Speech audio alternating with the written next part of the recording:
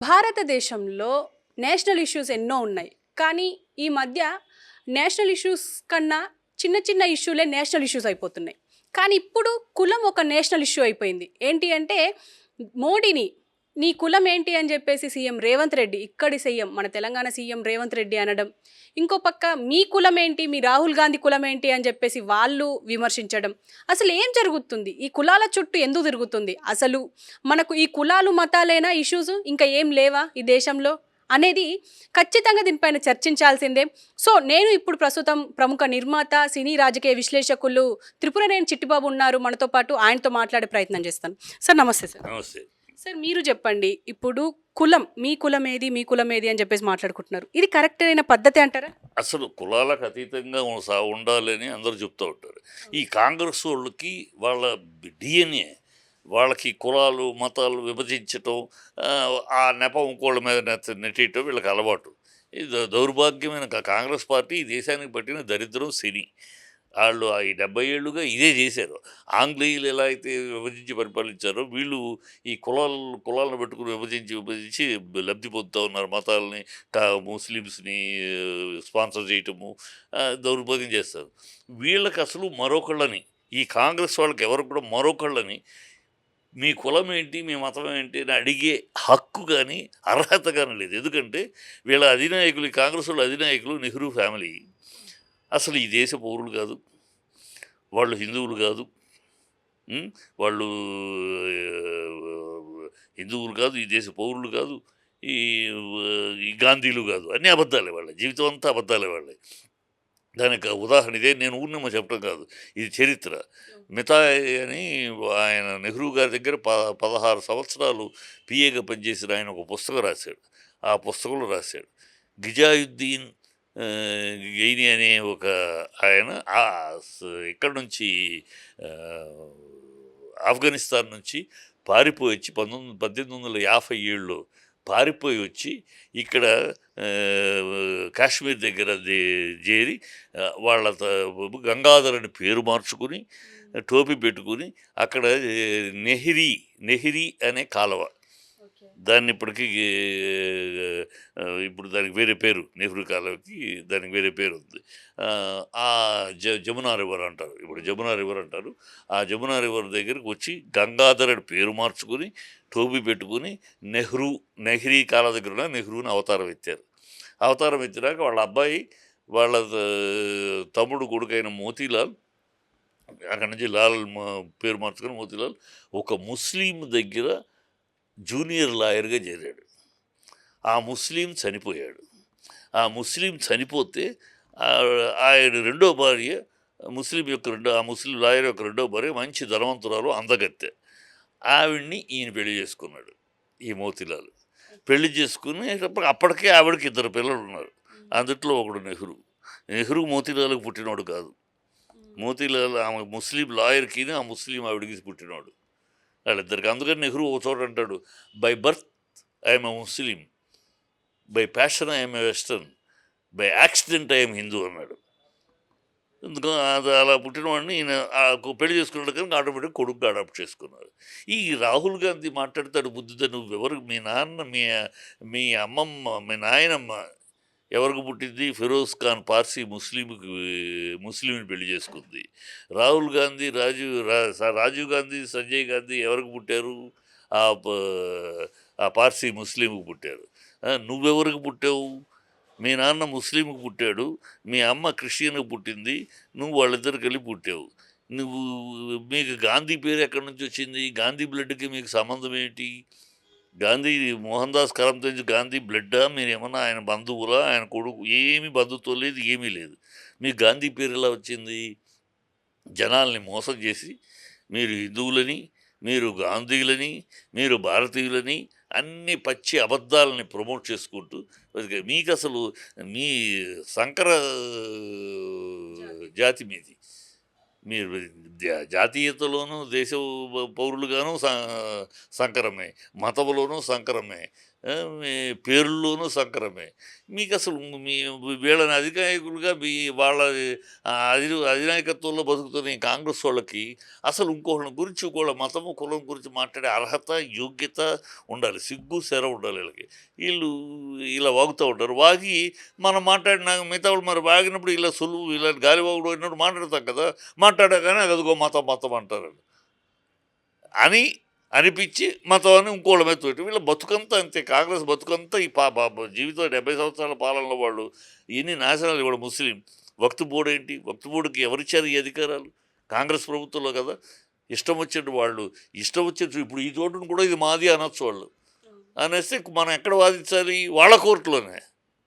మనం కోర్టుకు వెళ్ళడం లేదు. ఏమి చట్టము, ఏమి అధికారాలు అది ఇవ్వటం? వాడు పార్లమెంట్ మాదే అంటున్నాడు, ఆడికి వచ్చి ఎంపీ ప్రతి ఎంపీ మాకు అద్దె కట్టాలంటున్నాడు. హైకోర్టు మాది అంటున్నాడు, మా స్థలం అంటున్నాడు. ఇష్టం రేపు ఇలా వదిలితే రేపు భారతదేశం మాది అంటాడు. మొఘలాయలు పరిపాలించారు, మొత్తం మాదే, మేము ఇచ్చాము మీకు బిచ్చం అని అంటారు. ఇలాంటి అధికారాలు ఇచ్చి కాంగ్రెస్ దేశాన్ని భ్రష్టు పట్టించి దేశానికి అన్ని రకాల ద్రోహాలు దౌర్భాగ్యము ఇవి తీసుకొచ్చింది కాంగ్రెస్. ఈ కాంగ్రెస్ తరపున రేవంత్ రెడ్డి నిన్నదాకా ఇదే కాంగ్రెస్ తిట్టాడు. ఇదే సోనియా గాంధీని రక్తం తగ్గే భూతం అన్నాడు, అన్ని బూతులు మాట్లాడాడు. అప్పుడు చంద్రబాబు దగ్గర సామంత్ రెడ్డి కనుక ఆయనకు జాలరా కొట్టడం కోసం మాట్లాడాడు. ఇప్పుడు తన పదవి కోసం ఈవిడికి భజన చేయడం కోసం ఈవిడి దేవత అంటున్నాడు. రేపు ఎవరికి భజన చేస్తాడో, రేపు ఈ పదవి పోయినాక ఏ పార్టీలోకి వెళ్తాడో, ఎవరికి భజన చేస్తాడో చెప్పలేము.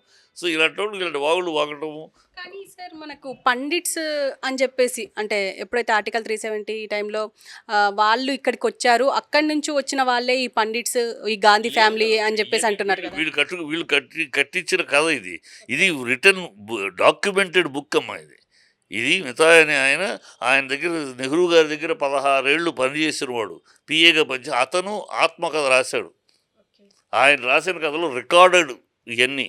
ఇదే నేను చెప్తున్నదో ఇంకోటి చెప్తున్నదో కాదు, ఆయన రాసిన పుస్తకం. ఈ పుస్తకాన్ని కాంగ్రెస్ హయాంలో బయటికి రానివ్వకుండా, బయటికి ప్రచురం కానివ్వకుండా దాన్ని అడ్డుకున్నారు. ఇవాళ బయటకు వచ్చేసింది, ఇవాళ సోషల్ మీడియాకి వచ్చేది. బయటికి నువ్వు ఆపడానికి కుదిరేది కదా, ఇది కూడా ఆగటానికి కుదరదు, లాగేస్తారు జనాలు బయటికి. అట్లా బయటకు వచ్చింది ఆ బుక్. అది అందరికీ అందరూ చదివారు, చాలామంది చదివారు, అందరికి తెలుసు కూడా. అది ఎవరో రాసింది ఎవడో గన్నాయి కూడా కాదు, అడ్రస్ లేనివాడు కాదు. ఆయన దగ్గర నెహ్రూ గారి దగ్గర 16 ఏళ్ళు పనిచేసిన వాడు. సార్ ఇప్పుడు సీఎం హోదాలో ఉండి కూడా ఒక పక్క ఆయన కూడా ప్రధానమంత్రి హోదాలో ఉండి కూడా మోడీ ఇలా కులాల గురించి మాట్లాడుకోవడం ఎంతవరకు సమంజసం అంటారు? మోడీ ఎప్పుడు మాట్లాడలేదు కులాల గురించి. మోడీ ఏనాడు మాట్లాడలేదు. ప్రజలకు శ్రీవారి కాంగ్రెస్ బీజేపీ వాళ్ళు సమాధానం చెప్తారు, మోడీ గారు మాట్లాడలే. మోడీ గారు ఎప్పుడు రాహుల్ గాంధీ ఏ కులం మిగతా ఇప్పుడు నేను అడుగుతున్నా మిగతా నాయకులు కూడా, మోడీ గారు ఏనాడు నా దేశం అని మాట్లాడేది తప్పితే, నా ప్రజలు అని మాట్లాడేది తప్పితే, నా కులమును ఇంతవరకు ఆయన జీవితంలో మాట్లాడలేదు. సీఎంగా ఉన్నప్పుడు కానీ పీఎంగా ఉన్నప్పుడు ఆయన మాట్లాడలే. మిగతా నాయకులు మాట్లాడతారు. మిగతా నాయకులు నువ్వు అన్నప్పుడు ఇది మా బీజేపీలో ఎవరు కూడా ముందుగా మాట్లాడమ్మా. ముందుగా బీజేపీలో కానీ నాయకత్వంలో కానీ ఎవరు కూడా ముందుగా కులం మతం మాట్లాడరు. నువ్వు మాట్లాడితే దానికి రివర్స్ ఇస్తారు, దానికి గట్టిగా రివర్స్ ఇస్తారు, ఆధారాలతోటి రివర్స్ ఇస్తారు, ఆధారాలతోటి గడ్డి పెడతారు. అది కనుక మాతో మాట్లాడుతానంటే నువ్వేమో గోకుతావు, తర్వాత మేము గోకితే మేము గోకించుకుని సైలెంట్గా ఉండాలా కదా. ఆ పరిస్థితిలో జరుగుతుంది తప్పితే కాంగ్రెస్ లక్షణం అది. కాంగ్రెస్ విభజించు పాలించు అనేది కాంగ్రెస్ డిఎన్ఏ. వాళ్ళు దౌర్భాగ్యులు, దుర్మార్గులు, ఈ దేశాన్ని ద్వేషించే భక్తులు. నిన్న కూడా చూడండి, వాడు పెట్రోడా సన్నాసివాడు, రాహుల్ గాంధీ యొక్క ముఖ్య సన్నిహితుడు చైనాని ప్రేమించండి అంటాడు. చైనాతో ఘర్షణ వద్దు, చైనా నుంచి మనకన్నా ఐటీలో చాలా గొప్పగా ఉంది. దాంతో బుద్ధి ఉందా వాడికి? వాడు మనతోటి నిరంతరం మన మీద వాడు విషం చంపుతూ ఉంటే, మనకు విరోధి అయిన ఈ పాకిస్తాన్కి వాడు అండగా నిలుస్తూ ఉంటే, మన ఆక్యుపైడ్ కాశ్మీర్ని మనం సొంతం చేసుకోవడానికి వాడు అడ్డుగా నిలుస్తుంటే, వాడితో మంచిగా ఉండండి, చైనాతో మంచిగా ఉండండి. శత్రువుని పొగుడుతాడండి, శత్రువుకి సపోర్ట్గా మాట్లాడతాడు. బుద్ధి ఉందా? కడుపుకు అన్నం తింటున్నారా? ఈ గడ్డ మీద పుట్టి, భారతదేశం గడ్డ మీద పుట్టి, ఇక్కడ గాలి నీరు తాగుతూ గాలి పీలుస్తూ ఈ మాతృ ద్రోహం కాదు వీళ్ళు. ఈ చెడ్డాళ్ళు ఈ దేశంలో ఉండటానికి అర్హత ఉందా ఈ కాంగ్రెస్ వాళ్ళకి? పెట్టుబడి మాట్లాడతాడు, వాడి ఖండించాలి కదా, బుద్ధి జ్ఞానం ఉండాలిగా రాహుల్ గాంధీకి. Don't talk like this. వాడికి గతంలో కూడా అలాగే భారతీయుల గురించి వాళ్ళు ఆఫ్రికన్స్ లాగా ఉంటారు, ఈ ఈ నార్త్ ఈస్ట్ వాళ్ళు చైనా లాగా ఉంటారు అని భారతీయ ప్రజల్ని విభజించి మాట్లాడాడు. ఇక్కడ ఎవరు ఎట్లా ఉన్నా భారతీయులుగా ఉంటారు. వాడు ఒకళ్ళు అంటే నార్త్ ఈస్ట్లో అంటే చైనా లాగా ఉంటారట, సౌత్ ఇండియాలో ఆఫ్రికన్స్ లాగా ఉంటారట. చెప్పు తీసుకుని కొట్టద్దాన్ని ఈ దేశ ప్రజల గురించి ఇలా మాట్లాడినందుకు. ఆడు వాడిని వెనకేసుకుని తిరుగుతూ ఉంటాడు రాహుల్ గాంధీ. ఈ దుర్మార్గులు దౌర్భాగ్యులు దేశాన్ని పెట్టిన దుర్గతి, ఈ దౌర్భాగ్య కాంగ్రెస్ ఈ రాష్ట్ర దేశంలో ఉంటాం. దాన్ని ఎప్పుడో గాంధీ గారు అందుకనే ముందే చెప్పారు ఆయన, స్వాతంత్రం రాగానే ఈ కాంగ్రెస్ను మూసేయండి అన్నారు. మూసేసి ఉంటే దరిద్రం పోయేది. ఈ 50 ఏళ్ళు, ఈ 70 ఏళ్ళు ఈ దేశాన్ని వెనక్కి తీసుకెళ్లారు. ఇప్పుడు కదా కొంచెం ముందుకు వెళ్తుంది. ఇన్ని సంవత్సరాల్లో ఎప్పుడైనా చూసాం మనం ఇన్ని శతాబ్దాల్లో అమెరికన్ ప్రెసిడెంట్ భారతీయ ప్రైమ్ మినిస్టర్ని అంత ఘనంగా ఆహ్వానిస్తూ తనతో తనకన్నా సమానంగా తనకన్నా ఎక్కువ ఈజ్ గ్రేట్ అని ఒక భారతీయ ప్రెసిడెంట్, ఒక అమెరికన్ ప్రెసిడెంట్ భారతదేశ ప్రధాని గురించి గొప్పగా చెప్పడం విన్నాము మనం. ఇవాళ కదా వింటున్నాం. గతంలో మన్మోహన్ సింగ్ చేతులు కట్టుకుని వెనకాల ఆయన రాజుగారు వెళ్తుంటే రాజుగారు వెనకాల సేవకులు వెళ్ళినట్టు వెళ్ళాడు. వీళ్ళందరూ మాట్లాడటానికి భయపడేవారు, గట్టిగా నోరు తెరవడానికి. మరి మోడీని నోరుగా తెరుస్తున్నాడు, గట్టిగా మాట్లాడుతున్నాడు. మోడీని ఉండాలి నువ్వు అని వాళ్ళు రిక్వెస్ట్ చేస్తున్నారు. రష్యా, అమెరికా, మోడీ గారు మీరు ఉండాలి, ఈ యుద్ధం ప్రాతిపదిక మీ వాయిస్ ఉండాలి, మీరు కావాలని ఆ స్థాయికి భారతదేశం వాళ్ళు వెళ్ళింది. ఈ 70 ఏళ్ళుగా వీళ్ళు ఎక్కడ తీసుకెళ్లారు భారతదేశాన్ని? ఆఫ్టర్ ఆల్ మన దేశంలో ఉన్న 18 కోట్ల మంది ముస్లిమ్స్, పాకిస్తాన్లో ఎంతమంది ఉన్నారు? అందుకన్నా ఎక్కువ మన దగ్గర ఉన్నారు. ఆ పాకిస్తాన్కి కూడా వంత పరికే పరిస్థితి దింపారు మనని. ఆఫ్టర్ ఆల్ మొత్తం భారతీయులందరూ మొత్తం ఒకసారి వెనక్కి తిరిగి చీ కొడితే ఊదితే ఆ గాలికి పోయి కొట్టుకుపోద్ది పాకిస్తాన్. అలాంటి పాకిస్తాన్ మనతో సమానం చేసింది కాంగ్రెస్ నాడు. ఇవాళ కదా అడ్రస్ లేకుండా ఉంది పాకిస్తాన్. ఆ స్థాయికి తీసుకొచ్చింది వాళ్ళు. సో దేశాన్ని ప్రేమించే వాళ్ళు అధికారంలోకి రావాలి. అది మోడీ అయినా ఇంకోటి, దేశాన్ని ప్రేమించేవాళ్ళు కావాలి కానీ దేశాన్ని వాడుకునేవాళ్ళు కాదు. ఈ కాంగ్రెస్ దేశాన్ని వాడుకున్న నీచ ప్రవృత్తి కలిగిన పార్టీ అది. దేశాన్ని వాడుకుంటూ మన శత్రువులతోటి మైత్రి, వాళ్ళకి పాకిస్తాన్ తోటి మైత్రి కాంగ్రెస్కి, చైనాతోటి మైత్రి కాంగ్రెస్కి, మన దేశంతో ఎవడు విరోధం ప్రకటిస్తాడో వాడితోటి వాళ్ళకి మైత్రి. వాళ్ళు అలాగే మాట్లాడుతూ ఉంటారు. Okay, okay sir, thank you. So చూశారు కదా, అంటే కులం పేరుతో ఇలా మాట్లాడడం కరెక్ట్ కాదు. ఖచ్చితంగా కాంగ్రెస్ చేసేది కానీ ఇటు అంటే ఈ రాజకీయ నాయకులు ఏం మాట్లాడుతున్నారో ఒకసారి ఆలోచించుకొని చేయాలి. ఎందుకంటే సీఎం హోదాలో ఉండి కూడా కులాల గురించి మాట్లాడితే అసలు ప్రజలకి ఏం మెసేజ్ ఇద్దామని చెప్పేసి మాట్లాడుతున్నారు. సో చూద్దాం మరి దీని గురించి ఇంకా